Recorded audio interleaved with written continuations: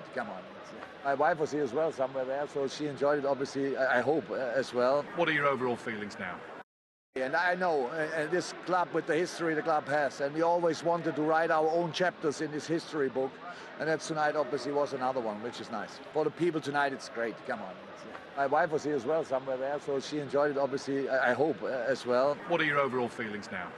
Sad, disappointed, angry, of course. But my emotions doesn't matter here now. These players and this group has come too far to give up. I know I've seen the development through the years I've been here with the group. They stick together, they look after each other, and today we weren't good enough. At the moment I'm hurt, I'm disappointed. I'm going to look at myself. Every player should do.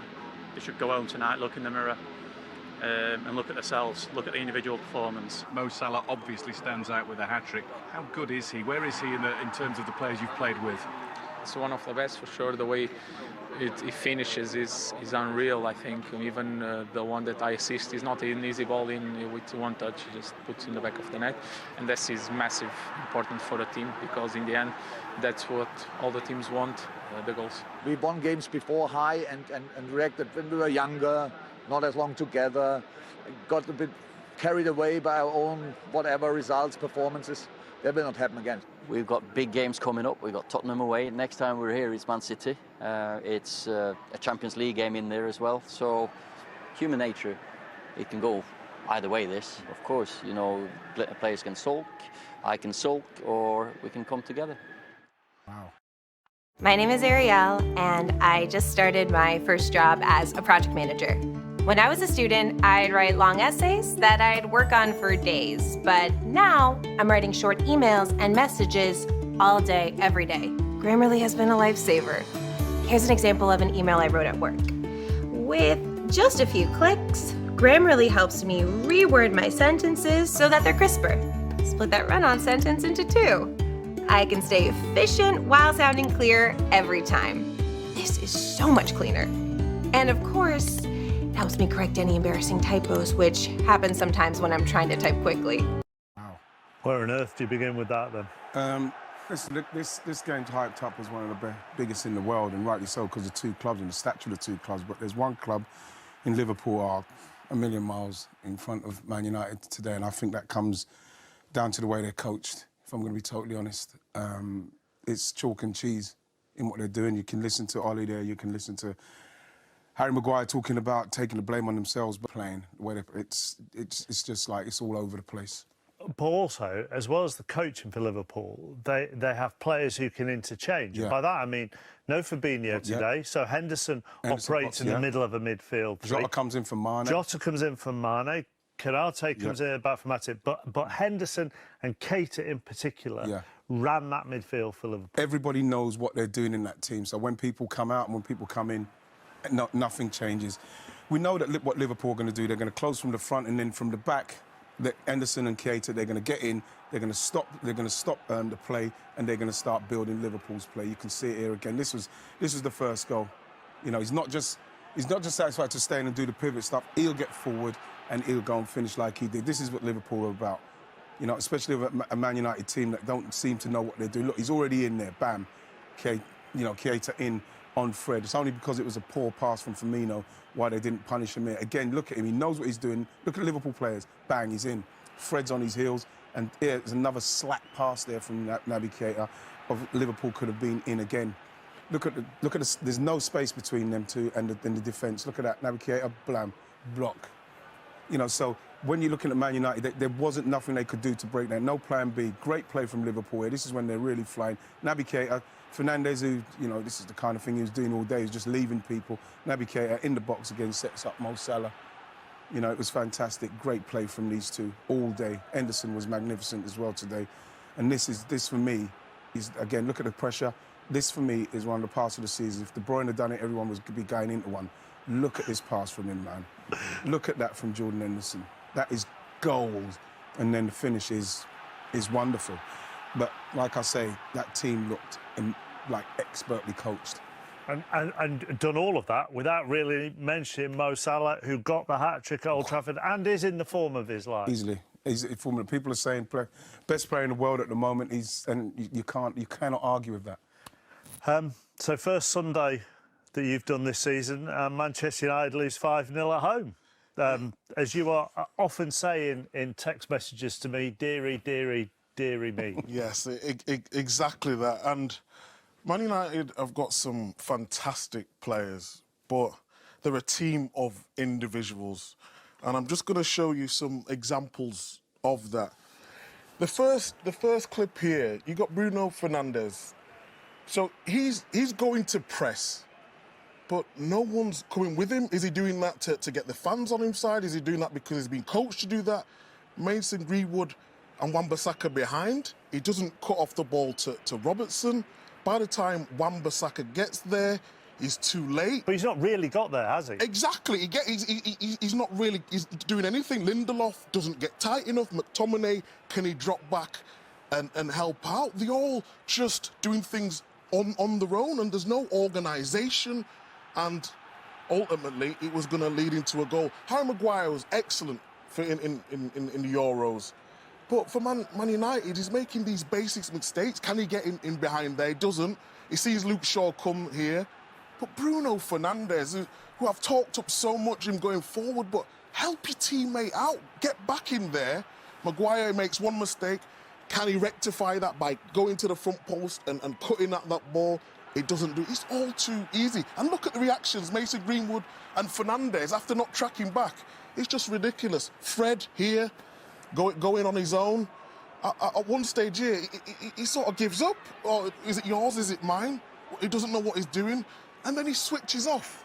Behind him, doesn't check his shoulder. When he does, it's too late. We've got the four here in a good shape. Liverpool have 10 men at this stage. McTominay's because Keita's off at the boss. Exactly there. McTominay's playing in there, and Greenwood ambles towards the ball. McTominay gambles and goes, leaves massive amount of space in behind, and then do we get a tackle in? Not once, but twice. And Shaw is in two minds. Should he come over? And then Rashford on the other end. He's not picking up one of the most dangerous people in form now in the Premier League. And it was just a catalogue of errors. And I was flabbergasted, to be honest, watching that today. I was so surprised in just we talk about the basics of football. So, both of you, as former players, and right, the stats there make horrific reading as far as Manchester United are concerned defensively, right? I'm in the Manchester United boardroom. I have a decision to make now on what happens. You two are joint directors of football. I'll say to you, is that a manager's fault? Is it his coaching team's fault? Is it the players' fault? Explain that result to me. Listen, a year ago, and I don't. When I'm doing this, I'm not doing it for fun. I'm not doing it to take the mickey out of me. I'm not doing it for clicks. I said a year ago about the tactical shortcomings of Manchester United. Got totally cooked for it.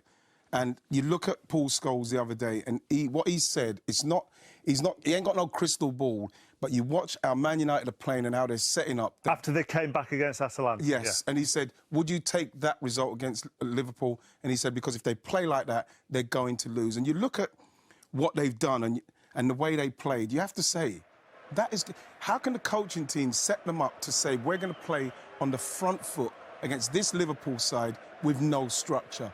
No structure, no organisation in your pressing.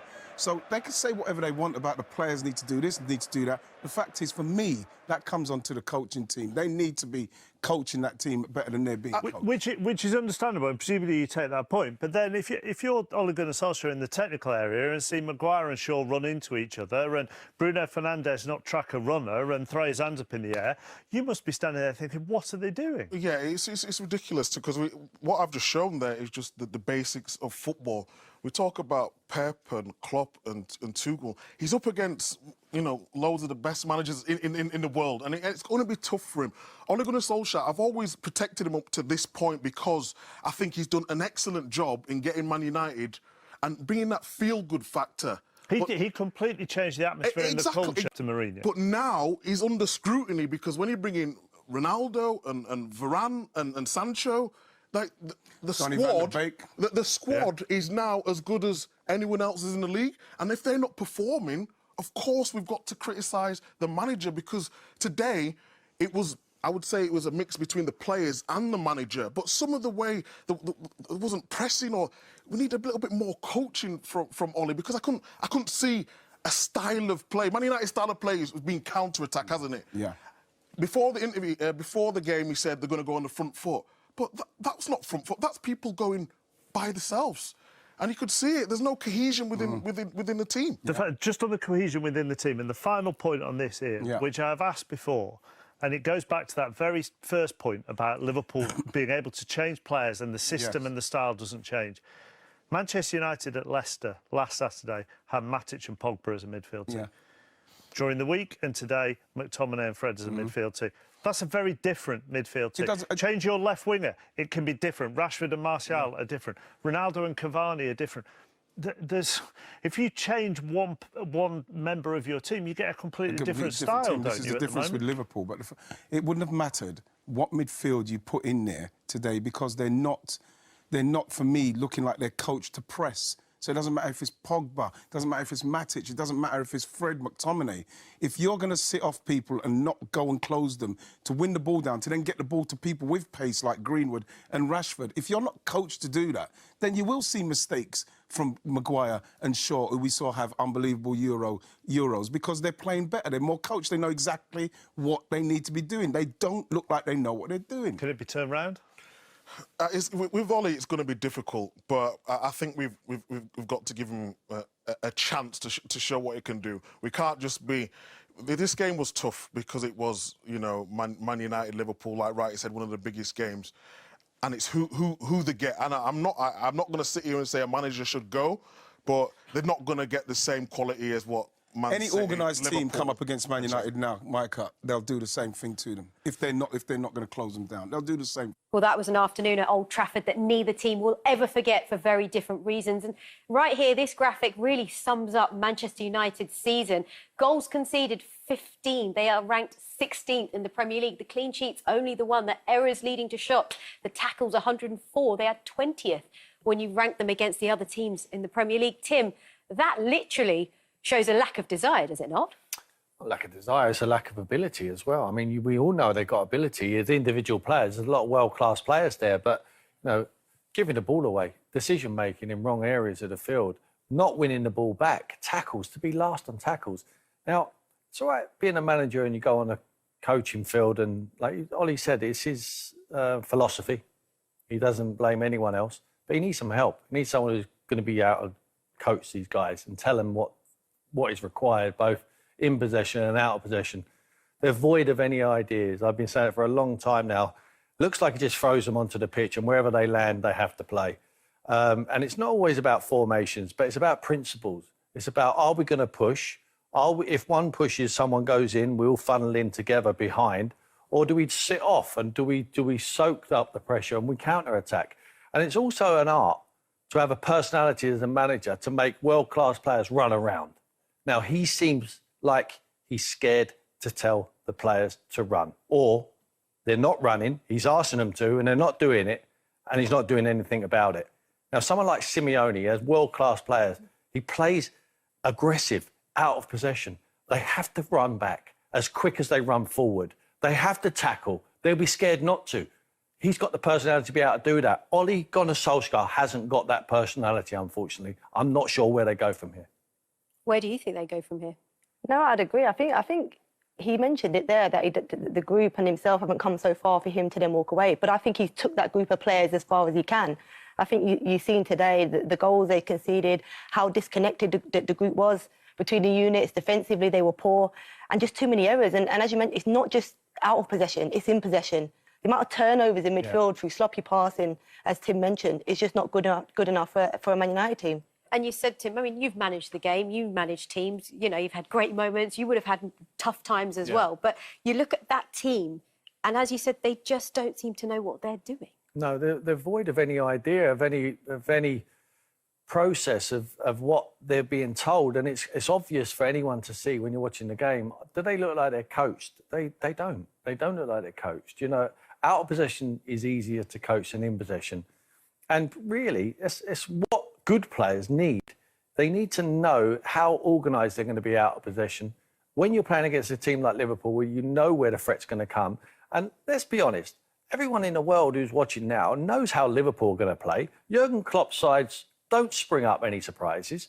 They play 4-3-3. We know that it's all about rotation in the front three. But to organise a team to go against that should be quite straightforward. I know it's difficult because you've got individuals with pace, but surely you don't leave the pace in behind you in your defence. You drop your defenders, you bring your midfield back, you have less gaps in between, and you counter-attack with the pace of Rashford and Greenwood, and you've got Ronaldo up top. Surely that was the way to go. It might not be how Man United fans want to see them play in the long run, but at the moment, with the players what he's got, and he's got good players, by the way, they're just void of any idea. I don't see anything he works on the training field replicated on the match day. And that was obvious today.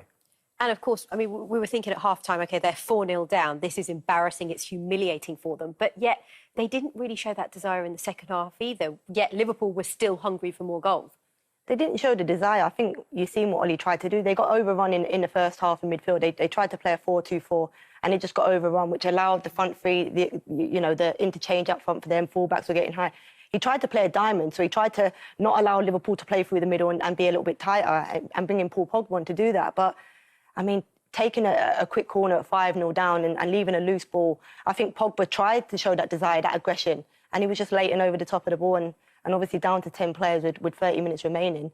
It's a nightmare for the rest of the players to see out that 30 minutes. It certainly is. Well, of course, we were showing the match live on Matchday Live. Steve Bower, Michael Owen and Paul Scholes were watching the game, and Scholesy was asked, where does Ole Gunnar Solskjaer go from here? And this is what he had to say.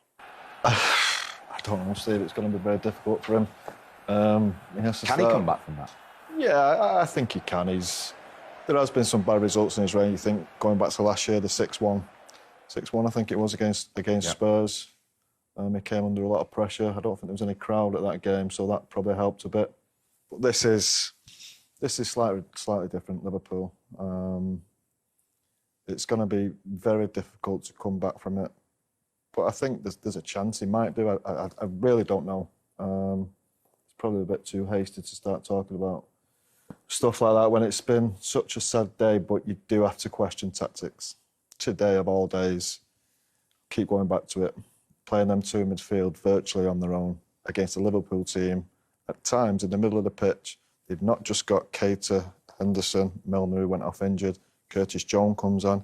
They've then got players dropping into midfield. You've got Salah. It's almost 2 against 5 players at time. It's impossible for any midfield. And we can sit here and say that Fred and McTominay aren't good enough for Man United in centre midfield to win a league. But when you're left exposed as they are, it's impossible for anyone. This was always going to happen. Playing a game like that against a top-class team, this was always going to happen. And do you know what? I think players have to take a bit of criticism as well. We keep bigging them up, saying how special a group we think he's produced. A lot of these players have won nothing. Cristiano's come, he's won. Cavani, he's won. Varane, Pogba, they've won things. The rest of them, they've still got to prove that they can win trophies. It's all right saying we think they can. They play as if they think they can.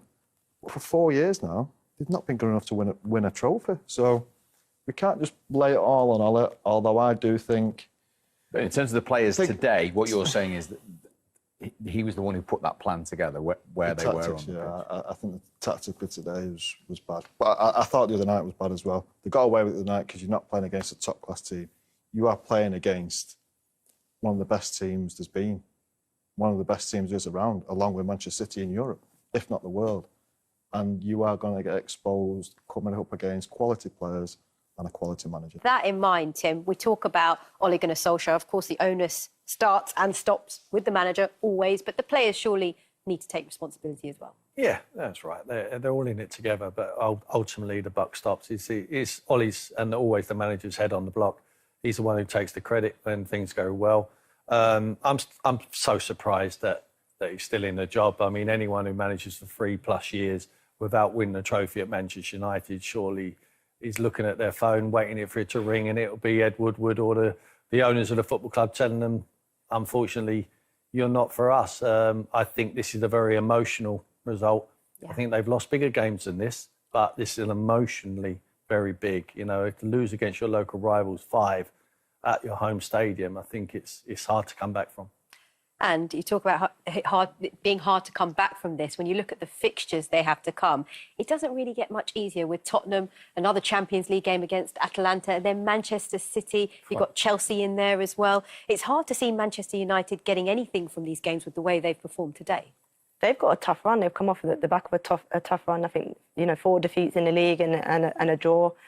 As you say, for a Man United team, it's just not good enough. But you say players need to take responsibility. I think players need clarity. They need, as you keep mentioning, they need to understand their role. And in this Man United team, I don't think any of those players understand what is expected from them. If you have a little bit of an understanding, that's when leadership from players that can come into it. So when you play and you kind of understand what's expected, you can lead your team in game. And I think what Man United haven't got is any clarity in terms of what they're going to do in and out of possession. And therefore, players can't take the lead on the pitch because they don't know. So they're just doing their own thing and they're working in isolation. And that's where the goals come from today. I think it's easier. I think the formation, just so it simplify it for the people watching.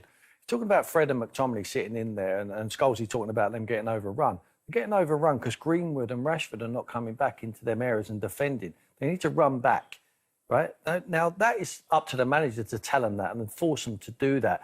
And then you've got Bruno Fernandes, who's playing like just free. He wants to play when the team get the ball. He's got to drop back in between the 2 midfield players, McTominay and Fred, and thicken up the midfield when you're getting overrun. Then you haven't got the problem. And then you can let Ronaldo conserve his energy and do what he does best, is score big goals. Yeah. He got one opportunity. It was offside today to score a big goal. That is simple.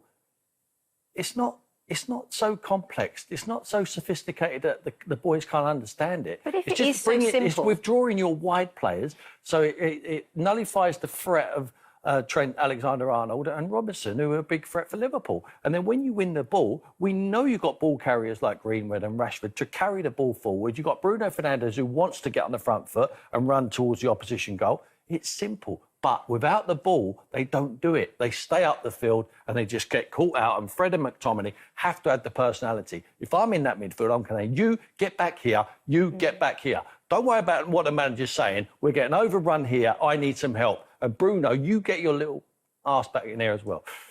Well, you do wonder, though, if it is so simple, why do they not do it? And I mean, we could talk about this forever, and I'm sure the conversation will continue for a long time about this specific performance. But we've got to celebrate Liverpool, haven't we? Because they were absolutely brilliant today. Man United let them do what they did, but Mo Salah, everything he touches seems to be turning to gold at the moment. He's the most informed player in the world at the moment. I think his performances of late, I mean, it's 10 in 10 for him in terms of his goals. It's not... He doesn't just score, it's what he does off the ball as well. I think, you talk about the work rate of Rashford and Greenwood as 2 front players. His desire to, to win the ball back when he loses it here, to get in front of players. He links play so well, he gets between the lines, he can dribble.